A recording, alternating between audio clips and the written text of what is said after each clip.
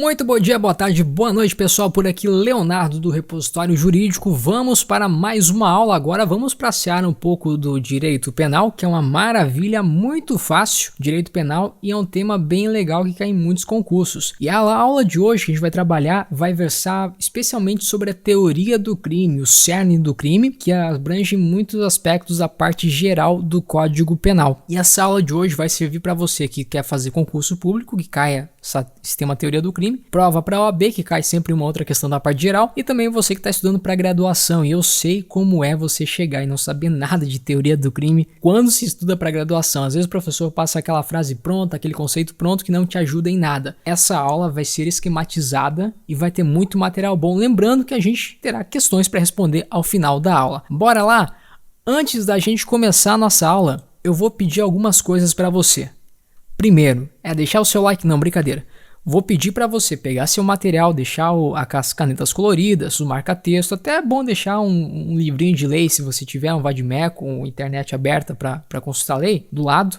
Mas você vai pegar seu material, colocar seu caderno, sua folha, sua ficha no modo paisagem, na horizontal, porque a gente vai ter esquema nessa aula, muito esquema que vai resolver a sua vida em teoria do crime. Você também vai deixar espaço entre as anotações que vai fazer nesse teu esqueminha, porque mais pra frente você vai querer complementar e vai faltar espaço. E não digo mais pra frente agora nessa aula, mais pra frente respondendo outras questões, tal. Sempre você estudando para concurso, você sempre vai achar alguma coisa ou outra para colocar. Também tem material gratuito para baixar no link abaixo da descrição.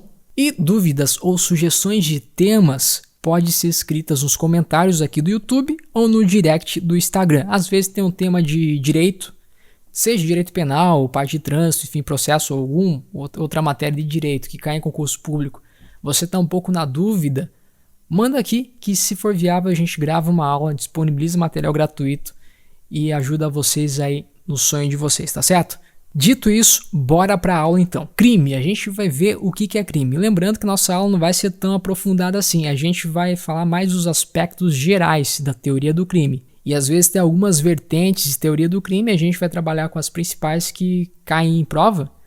E no caso que a gente vai utilizar aqui hoje, se você é um cara mais treinado e quiser anotar, a gente vai trabalhar com a teoria analítica finalística tripartite.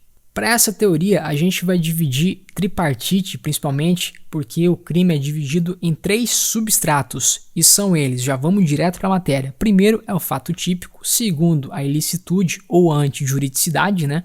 E a culpabilidade. No que tange ao fato típico e ilicitude, você já vai anotar o seguinte: o fato típico ou a ilicitude, se eu retirar um ou outro, eu já vou excluir o crime. E se eu excluir a culpabilidade, eu vou isentar a pessoa de pena, porém eu terei crime. Nossa, e como que isso pode acontecer? Em breve vocês vão descobrir. Por quê? Porque agora a gente vai entrar de cabeça em cada um desses, tá certo? E o primeiro que a gente vai ver é o fato típico.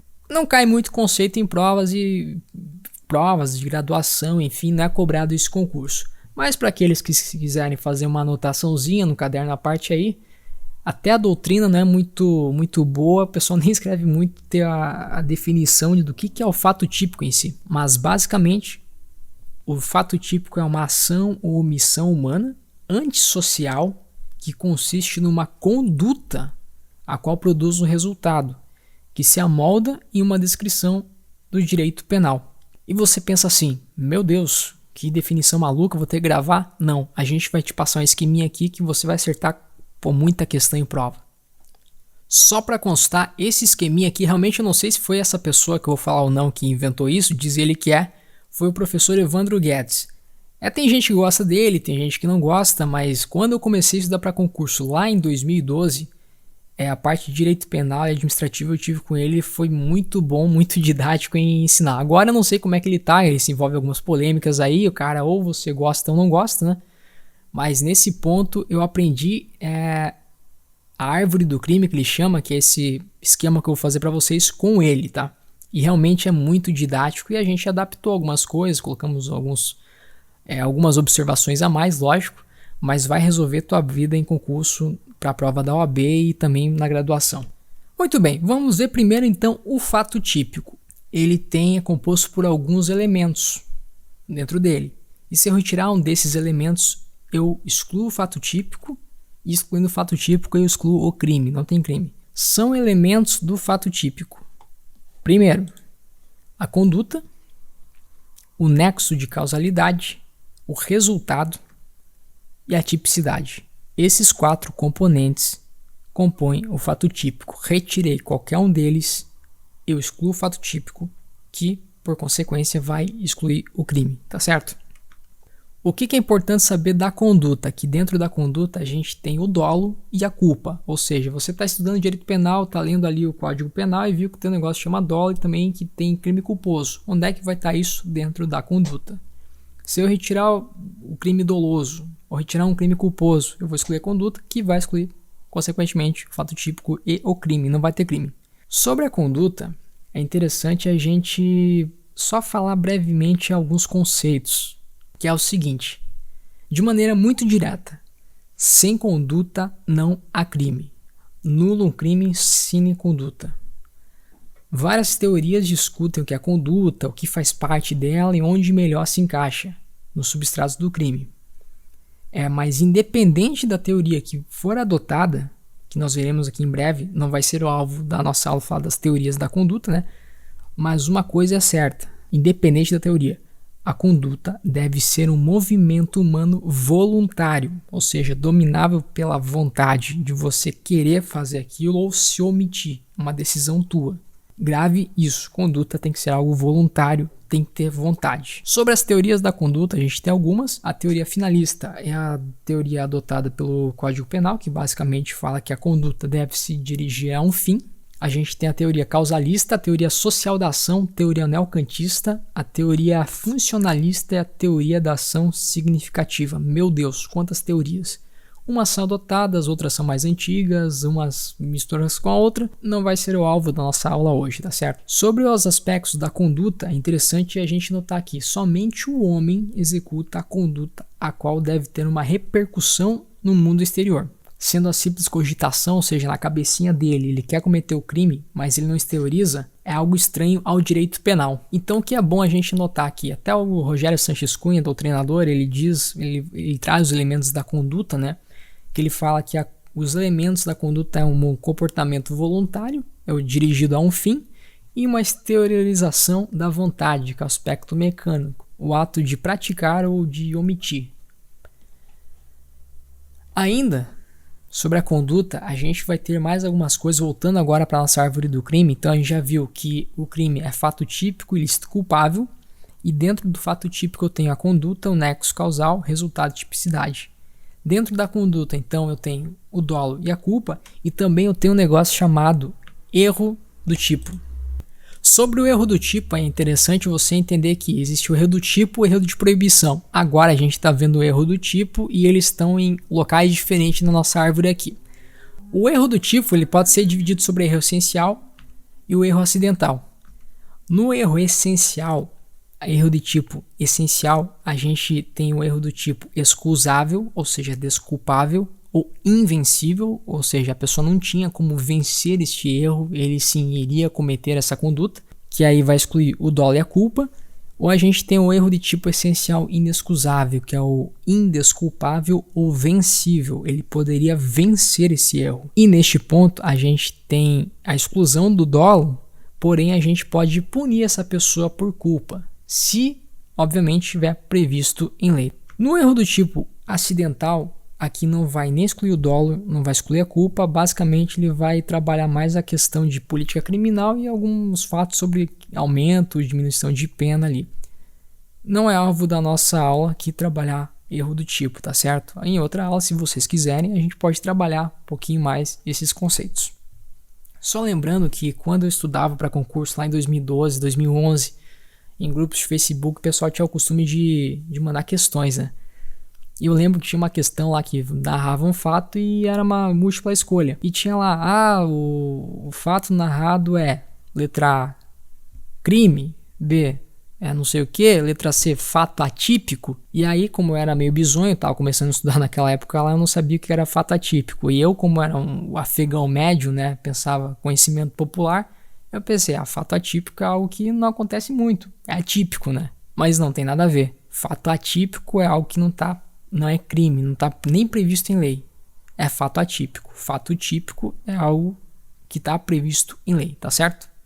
Sobre a conduta ainda, eu vou destacar alguns pontos. Nós temos algumas formas de excluir o crime e veremos ali na ilicitude que tem algumas coisas que excluem a ilicitude. Porém, nós temos algumas causas de exclusão da conduta especificamente. E quais são? Aqui eu fiz um resuminho, mas eu vou falar cada uma delas, que é caso fortuito, força maior, involuntariedade, que é o sonambulismo e atos reflexos, e a coação física irresistível. Tem a moral e tem a física. Tem que ser, para excluir a conduta, tem que ser a física irresistível. Sobre caso fortuito ou força maior, não tem muito consenso na doutrina na hora de definir cada um. Às vezes, depende do fato, um doutrinador fala que é um caso fortuito e o outro é a força maior. Não interessa. Basicamente, ambos, seja o caso fortuito ou a força maior, são imprevisíveis ou inevitáveis e não sendo dominados pela vontade humana. Dessa forma, eu não vou ter conduta. Eu não tenho controle sobre aquela situação. Imagine o cara que, sei lá, tá dirigindo uma carreta e aí vem um vento forte, que nem aconteceu aqui em Santa Catarina, um ciclone bomba, e nisso derruba uma árvore, a árvore bate contra a carreta e o Joãozinho que tá dirigindo a carreta colide contra outro carro e mata a pessoa que tá no carro. Ele não teve como agir de maneira diferente ali porque ele não teve ação, não teve nada que, não teve conduta, né? Ele não teve controle sobre aquela situação, porque foi algo imprevisível ou inevitável, tá certo? Outra causa da exclusão da conduta é a involuntariedade. E na involuntariedade eu vou ter o estado de inconsciência completa e os movimentos reflexos. Sobre inconsciência completa eu vou ter o sonambulismo ou a hipnose. O que eu tenho que entender aqui sobre movimentos reflexos é que o movimento é um movimento do corpo humano, seja algo fisiológico, provocado pela excitação de um só órgão. E eu não vou ter vontade. Imagina o que é um movimento reflexo. O cara tem um espasmo, ele está tomando café numa cafeteria, um café super quente, pelando, quase derretendo o copo. E ele começa a tomar e ele tem um espasmo. E ele sem querer joga o café na atendente da cafeteria, causando uma lesão corporal nela. Queimaduras. Não vou ter crime porque não tenho conduta. Ele não quis desejar essa ação, ele não teve vontade, porque foi um movimento reflexo. Não vou ter crime. Não se confunde movimento reflexo com ação de curto-circuito. A ação de curto-circuito é a excitação de vários órgãos mais à vontade de cometer o crime. Quando que eu vou ter uma ação de curto-circuito? Lá no Código Penal, no artigo 121, a gente vai ter o homicídio privilegiado, que é quando a pessoa é dominado por violenta emoção, vai lá e mata outra pessoa. Isso é uma ação de curto-circuito. A pessoa ficou dominada, ficou possessa, ficou com vontade de matar outra pessoa, motivado por uma ação de curto-circuito. Imagine que, sei lá, a filha menor chega pro pai e fala que o vizinho abusou dela. E o pai, naquele momento, aquele exato momento, escuta isso, meio que bate uma chave, é um gatilho para ele ficar extremamente violento e vai diretamente lá matar a pessoa. Ação de curto-circuito, está dominado sobre violenta emoção. Agora não existe ação de curto-circuito, o fato foi hoje e deu vontade de matar o cara só amanhã, isso não existe. Portanto, ação de curto-circuito não é exclusão da conduta. Sobre a involuntariedade também, o estado de consciência, vale lembrar que a embriaguez completa não acidental é uma espécie de inconsciência, porém ela é punível, porque a embriaguez completa eu tenho vontade de beber e ficar bêbado. E eu fiquei muito bêbado. Eu fiquei fora de mim. Tive uma inconsciência, porém eu quis beber. Então, se eu cometer algum crime, eu vou responder por esse crime, tá ok? Como última causa de exclusão da conduta, a gente vai ter também a coação física irresistível, chamada de visa absoluta. A coação física irresistível, tem que ser irresistível, ela é diferente da coação moral. A moral vai estar em outro momento. Aqui agora, para excluir a conduta, tem que ser coação física irresistível. É o caso que o agente é impossibilitado de comandar seus movimentos e é uma força física externa exercendo o movimento por ele. Portanto, como exclusão da conduta, a gente tem caso fortuito ou força maior, involuntariedade e coação física irresistível. Dando sequência na nossa aula, a gente vai ter aqui o nexo de causalidade. O que é o nexo de causalidade? É o que vai ligar a conduta a resultado. Portanto, se eu cometi uma conduta, tive vontade de fazer alguma coisa e isso ocasionou um resultado, eu tenho o chamado nexo de causalidade, está previsto lá no artigo 13 do Código Penal. 13. No que tange ao resultado, dando sequência à nossa aula, o resultado nada mais é do que aquilo que vem com a conduta, né? Ou seja, eu tenho a conduta e essa conduta vai dar o resultado. O resultado a gente pode dividir como resultado naturalístico, presente em várias infrações, e o resultado normativo, que é indispensável em qualquer delito. Portanto, eu trabalho com dois resultados, o naturalístico e o normativo. Eu não vou adentrar aqui, que não é o tema da aula também, fala muito sobre resultado. Dando sequência, a gente tem a tipicidade. Como tipicidade, eu tenho... Aqui a gente vai abordar um mero aspecto da doutrina moderna. A doutrina moderna traz a tipicidade sendo formada por dois tipos de tipicidade, vamos dizer assim. Que uma é a tipicidade formal, que é a ideia da subsunção do fato à norma, ou seja, eu tenho algo descrito em lei, e eu pratico uma conduta que está na lei, portanto, tem a tipicidade aqui que eu vou estar cometendo um crime, né? A tipicidade formal é aquilo que está escrito na lei, no Código Penal, onde é que define crime. Porém, eu tenho a tipicidade material. E como tipicidade material, eu tenho que fazer um breve juízo de valor e ver se aquela conduta mesmo, se aquele fato que está previsto na lei tem a sua relevância no mundo penal. Não basta basicamente estar previsto em lei. Ou seja, se eu chegar e eu não, né? O Joãozinho chegou e furtou um palito de dente num restaurante. Ele não é cliente nem nada, mas ele foi lá e pegou um palito de dente. Você acha que tem relevância eu punir o cara por furto de um palito? E nesse ponto aqui da tipicidade, que a gente tem a tipicidade formal e material, o que exclui a tipicidade material é o princípio da insignificância, que eu vou fazer umas análises, né, se é materialmente válido esse crime. Basicamente é isso que a gente pode dizer da tipicidade nesse ponto. Em resumo, se eu tirar a tipicidade, eu vou excluir o fato típico que exclui o crime. O que exclui a tipicidade? É a tipicidade formal e material. Da material a gente tem o princípio da insignificância. Apliquei o princípio da insignificância, vai excluir a tipicidade, que vai excluir o fato típico. Uma coisa eu vou fazer aqui de destaque sobre a tipicidade ainda. Quem vai estudar para CESP-NB, Sebrasp no caso, né, sei lá, Polícia Rodoviária, Polícia Federal e enfim, outros concursos do Sebrasp, eles geralmente gostam de usar a tipicidade como sinônimo de fato típico. Então você tem que ficar meio ligeiro aí na hora de interpretar a questão, que às vezes não vai ficar com muito sentido o pessoal falar tipicidade. Mas a tipicidade, para o CESP, muitas vezes vai ser sinônimo de fato típico. Nas questões, a gente, inclusive, nós veremos uma questão que aborda esse conceito do Sebrasp. Agora a gente vai trabalhar a ilicitude ou a antijuridicidade. Aí tem uns aí que falam que a antijuridicidade não é possível no direito e já começa a inventar um monte de teoria. Não interessa pra gente, aqui a gente está focando mais em prova de concurso e também a OAB, os aspectos gerais, né? Não vamos debater doutrina aqui agora. A ilicitude, basicamente um conceitinho para você que anotar, é uma conduta típica não justificada, que eles dizem que é uma oposição entre a conduta típica e o ordenamento jurídico. Um fato é que a ilicitude ela vai ser excluída mediante 1. Exercício regular de direito, 2. Estrito cumprimento do dever legal, estado de necessidade e legítima defesa. O exercício regular de direito, a gente colocamos o exemplo do médico, que imagina o seguinte: o médico pega o bisturi e abre o ser humano ali vivo, ele está cometendo uma lesão corporal. Vocês concordam? Peguei o bisturi, enfiei alguém. Pô, lesão corporal. Porém, como é função dele fazer isso, exercício regular de direito, uma intervenção médica, por exemplo, ele vai estar abarcado aqui sobre isso, vai tendo a sua ilicitude excluída pelo exercício regular de direito, que vai excluir o crime. O estrito cumprimento do dever legal apenas para agente público, ou seja, para você estar na excludente ilicitude do estrito cumprimento do dever legal, você tem que ser agente público. É quando, sei lá, por exemplo, o policial vai cumprir um mandado de prisão e estoura a porta do cara, arrebenta inteira. Mas ele está com um mandado de prisão e vai ter que ser cumprido. Teoricamente, ele cometeu o crime de dano.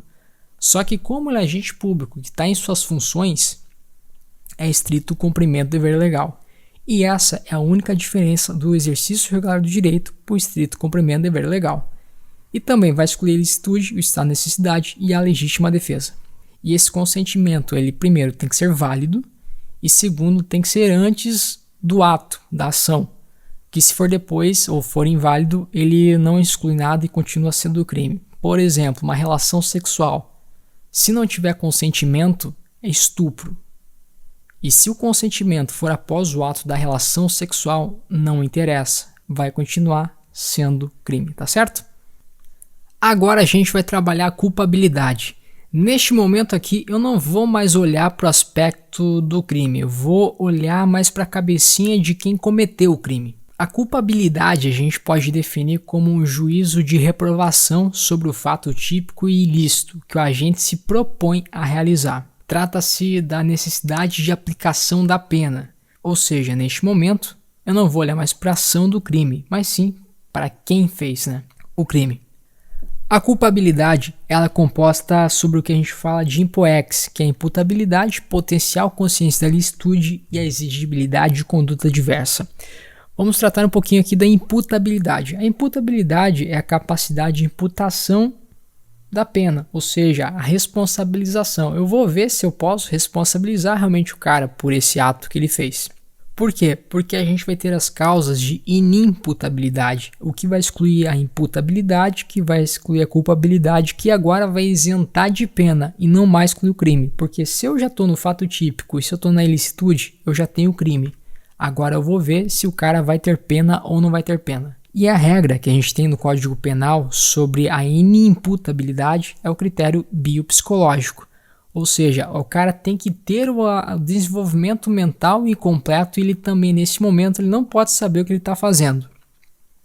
E não basta o cara ter o atestado de maluco. O cara tem que realmente, naquele momento, não entender o que ele está fazendo. Porque ele tem problema mental e ele tem um atestado dele, que diz que ele tem probleminha, mas naquele momento ele estava consciente, ele tomou o remédio em dia, foi lá e matou alguém. Vai responder por crime. A exceção que a gente tem é o critério biológico, que vai causar a inimputabilidade. E basicamente a gente pode enquadrar aqui os menores. Por quê? Porque no momento da ação eles não têm o seu pleno desenvolvimento mental completo, no sentido de que eles não conseguem determinar se é certo ou errado, enfim, é o Código Penal que fala isso.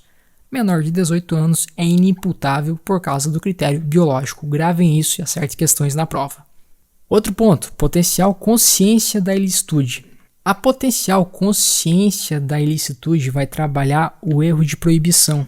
Como erro de proibição, a gente vai olhar o Código Penal no artigo 21, que vai estar no ladinho do erro do tipo. Ou seja, a gente tem o erro do tipo, que trabalha a conduta, que está no fato típico, e a gente tem o erro de proibição, que trabalha a potencial consciência da ilicitude, que é saber se o cara realmente sabia que aquilo que estava fazendo era errado.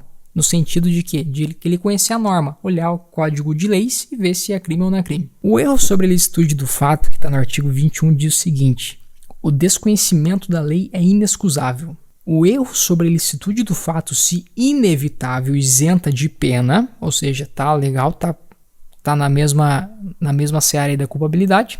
Se o erro sobre a ilicitude for evitável, poderá diminuí-la de 1/6 a 1/3. Parágrafo único do artigo 21 diz que considera-se evitável o erro se o agente atua ou se omite sem a consciência da ilicitude do fato, quando lhe era possível, nas circunstâncias, ter ou atingir essa consciência. Sobre o erro de proibição, um exemplo que a gente pode trazer é o cara que veio da Jamaica. Imagine que lá a maconha é permitido, lá os caras fumam maconha o dia inteiro, vende em todo lugar e, enfim, inclusive motiva as pessoas a fumar maconha.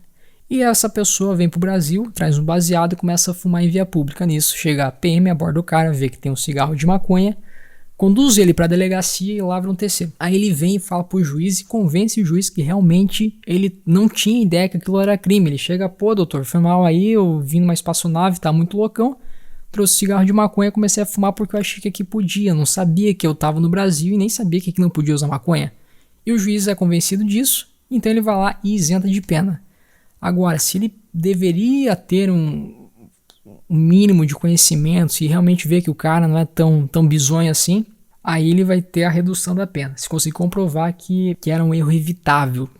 No que tange à exigibilidade de conduta adversa, eu vou ter a coação moral irresistível e a ordem superior hierárquica não manifestamente legal. Como coação moral irresistível a gente tem que, primeiro apontamento, tem que ser moral irresistível e não pode ser física irresistível. Fiquem ligados que geralmente as questões vêm trocando, vêm contando uma historinha que se caracteriza como coação moral e bem no fim ela vai falar que é a física. A coação moral irresistível é o exemplo para gravar. Imagina que o Joãozinho é o gerente do banco e uma quadrilha chega na casa dele, aborda todo mundo, enfia a arma na cabeça e fala assim: Joãozinho, vai ao banco, pegue o dinheiro, traga pra cá, senão a gente vai matar todo mundo. O Joãozinho vai ao banco, que ele é gerente, ele tem acesso a tudo, pega o dinheiro e traz para os bandidos. Teoricamente ele cometeu furto, crime de furto, mas ele não pode ser responsabilizado por esse crime porque ele estava sob a coação moral, porque se ele não fizesse, a família dele ia morrer. Teve crime? Teve, porém ele não vai ser responsabilizado. Eu vou excluir essa culpabilidade e vou isentá-lo de pena. Agora, na ordem superior hierárquica não manifestamente ilegal, eu vou responsabilizar quem emanou a ordem, porque em si a ordem veio com característica que era algo legal, e a pessoa que cumpriu essa ordem não sabia que era crime. Imagina o seguinte: o delegado pega a equipe dele e fala assim: pessoal, vão à casa do Pedrinho, porque o Pedrinho é traficante e tem um mandado de prisão para cumprir que o juiz acabou de expedir aqui. Aí eu olho pro delegado e falo assim: ô doutor, onde é que tá o mandado aí? Aí a gente chega ao local e o delegado fala: pô, esqueci. O delegado bizonho, né, já esqueceu outras vezes, fala: pô, esqueci o mandado e tal, então faça o seguinte, cumpra aí, estoure a casa, a porta do cara, faça as buscas e eu vou lá buscar o mandado. Mas na realidade não existe mandado nenhum, foi o delegado que mandou ir lá na casa do cara, disse pra equipe que havia um mandado do juiz, bem no fim não tinha nada, e a equipe vai lá e estoura do cara, estoura a porta do cara. O que? Viola domicílio e causa dano. Porém, na minha cabeça de agente, de polícia, o delegado falou que só tinha esquecido o mandado, mas o mandado existia. Eu não vou responder por crime, e sim o delegado. Eu vou estar isento de pena. Essa é o nosso exemplo para a ordem superior hierárquica não manifestamente ilegal. E só peço que vocês fiquem atentos para essas questõezinhas assim básicas, tem muitas semelhanças, né? Sei lá, por exemplo, o erro do tipo com um erro de proibição, coação física irresistível com coação moral irresistível, lembrando que tem que ser irresistível, né? Se for resistível, aí vou responder normal, seja pela pena, seja pelo crime. E agora a gente vai dar andamento na nossa aula e a gente vai para as questões. Como que você vai responder as questões? Você vai primeiro ler o que está escrito. Para responder as questões, eu quero que você responda por aqui assistindo a aula, não olhe o material. Primeiro, você vai, então, vou ler a questão, você vai pausar o vídeo, vai responder e aí eu vou soltar o gabarito logo em seguida. Combinado? Lembrando que todas as questões com comentários estão no nosso material e é só baixar. A gente misturou algumas questões certo e errado, padrão Sebrasp e CESP, e algumas também de múltipla escolha, para ir treinando para vários concursos, para a OAB. Primeira questão, CESP TRE Bahia 2010.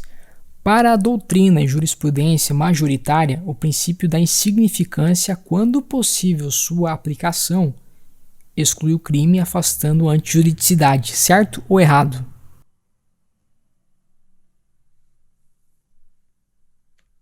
Questão está errada, exclui a tipicidade material que exclui o fato típico. Isso eu já tinha falado antes para vocês. A CESP gosta de confundir muito. Quando ela cobra teoria do crime, ela geralmente faz essas jogadinhas. Se você desenhar a árvore do crime que a gente fez até agora, você responderia com facilidade. A antijuridicidade faz parte da licitude. E o que exclui a licitude é a legítima defesa, está na necessidade, estrito cumprimento do dever legal, exercício regular do direito.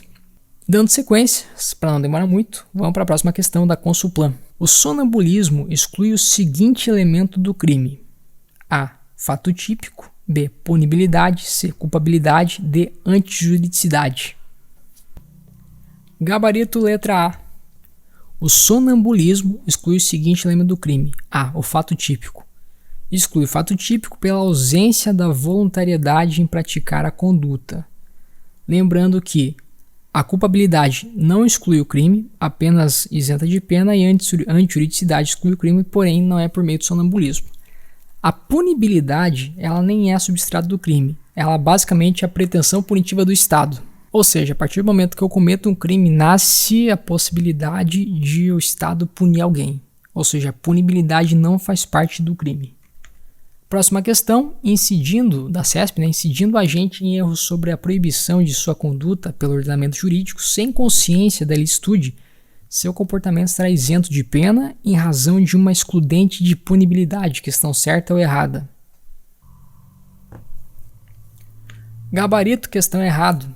Não é caso de exclusão de punibilidade, mas sim de culpabilidade, se for erro de proibição inevitável. Punibilidade, lembra, não tem nada a ver com o crime. Punibilidade é a pretensão punitiva do Estado. Próxima questão da FCC 2018. Inclusive essa questão da CESP aqui foi recente, né? Ela foi de 2021.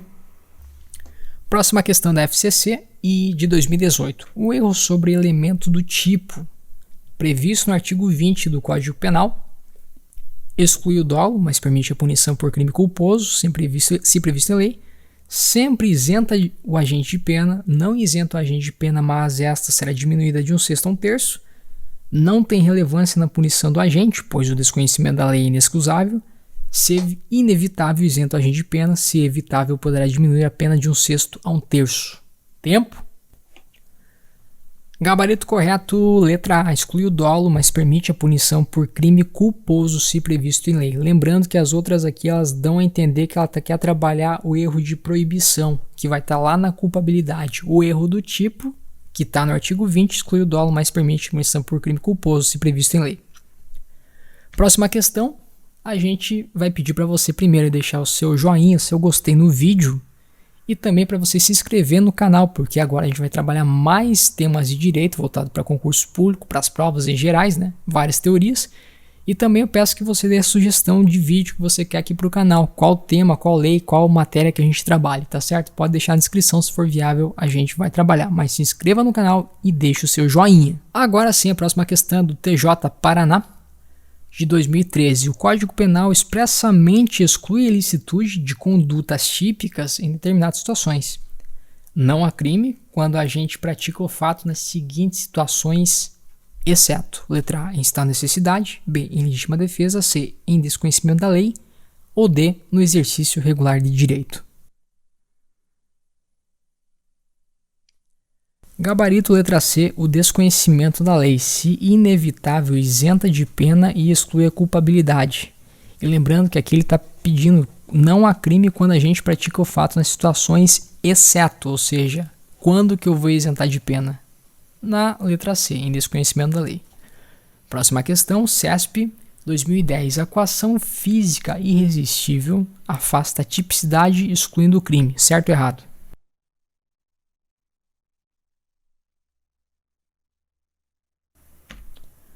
Questão certa. O CESP muitas vezes utiliza a tipicidade como sinônimo do fato típico, aquilo que a gente ia trabalhar, aquela dica que eu tinha dado para vocês antes. Sabendo disso, faz mais sentido a afirmação. Coação física exclui a conduta, que exclui o fato típico e que acaba excluindo o crime. Se fosse coação moral irresistível, excluiria a culpabilidade e isentaria de crime. Beleza? Dica muito boa essa aqui. Teve questão da CESP, cara, caiu tipicidade. Muitas vezes está falando de fato típico. Eles usam como sinônimo. A próxima questão é da FUNCAB 2013 para a Politec. E essa questão eu fui meio sacana com vocês. Eu não trabalhei ela ali, mas a gente vai trabalhar uns casos de isenção de pena. No caso, situação que não vai isentar o agente de pena, porque a embriaguez está também prevista no Código Penal e em algumas situações vai isentar de pena. Assinale o tipo de embriaguez que, mesmo completa pelo princípio do libera em causa, não isenta o agente de pena. Letra A, acidental, B, voluntária, C, patológica, D, habitual e E, proveniente de força maior. Qual a embriaguez não isenta o agente de pena? Gabarito, letra B, conforme o artigo 28 do Código Penal, inciso 2º, a embriaguez voluntária ou culposa não exclui a imputabilidade penal. Inclusive, em alguns casos, a embriaguez até vai aumentar a pena, que a gente tem a embriaguez pré-ordenada, né, que é quando o cara toma para criar coragem para cometer o crime, ou seja, ele quis matar o A, quis matar o B, só que o A não tinha muita coragem, então ele vai lá tomar uns tragos para aí sim matar o B. inclusive a chamada embriaguez pré-ordenada, que muitas vezes pode aumentar o crime. CESP 2011. O erro sobre a ilicitude do fato ser inevitável e isenta de pena, e se evitável poderá diminuí-la de 1/6 a 1/3. Tal modalidade de erro, segundo a doutrina penal brasileira, pode ser classificada adequadamente como erro de tipo e pode, em circunstâncias excepcionais, excluir a culpabilidade pela prática da conduta, certo ou errado. Questão errada. Não se trata de erro do tipo, que exclui o crime, o fato típico, mas sim de erro de proibição que pode excluir a culpabilidade. Basicamente, quando está escrito erro sobre a ilicitude do fato, colocar erro de proibição, você já está dentro da... a questão ficaria correta. Mas como ele está tratando aqui de erro do tipo e não de erro de proibição, questão gabarito errada. Tem que ficar atento aos detalhes. CESP pega muito a pessoa nos detalhes. Próxima questão, CESP, ano 2013. Se uma pessoa, de forma voluntária, embriagar-se completamente com o objetivo de matar seu desafeto e no instante do ato estiver incapaz de entender o caráter ilícito do fato, estará por essa razão isenta de pena. Questão certa ou errada? Questão errada. Não é caso de isenção de pena, mas sim de aumento de pena. O caso da pessoa que bebe para criar coragem, tem a vontade de cometer o crime e bebe para poder fazê-lo, é chamado de embriaguez pré-ordenada, é aquilo que eu tinha falado antes. Ou seja, o cara que bebe para criar coragem não vai estar isento, e sim vai estar aumentando a sua pena. Próxima questão, CESP, Cefaz, Secretaria da Fazenda 2018. O erro sobre elemento do tipo, letra A, caracteriza erro na execução. B, é uma excludente ilicitude. C, isenta a pena caso fosse inevitável. D, exclui o dolo, mas permite a punição por crime culposo se previsto em lei. Letra E, permite a diminuição da pena nos parâmetros previstos em lei, caso o erro seja vencível. Gabarito, letra D. Exclui o dolo, mas permite a punição por crime culposo se previsto em lei. Nesse caso aqui ele está falando também sobre o erro evitável, né? O inexcusável. Praticamente descreveu o artigo 20, o erro sobre elemento constitutivo do tipo legal de crime exclui o dolo, mas permite a punição por crime culposo se previsto em lei. E foi isso, pessoal. Terminamos nossa aula. Aqui vou deixar a nossa árvore do crime. Vocês podem baixar o PDF, lembrando, tá o link aqui embaixo. Também, se você quiser praticar mais questões, nós recomendamos o QConcurso. Tem um site de questão para você ir praticando. O QConcurso geralmente é o mais em conta de todos. Vai estar no link da descrição para você clicar, se inscrever, tem direito a 10 questões por dia e também pode pagar ali para ter o acesso ilimitado de questões.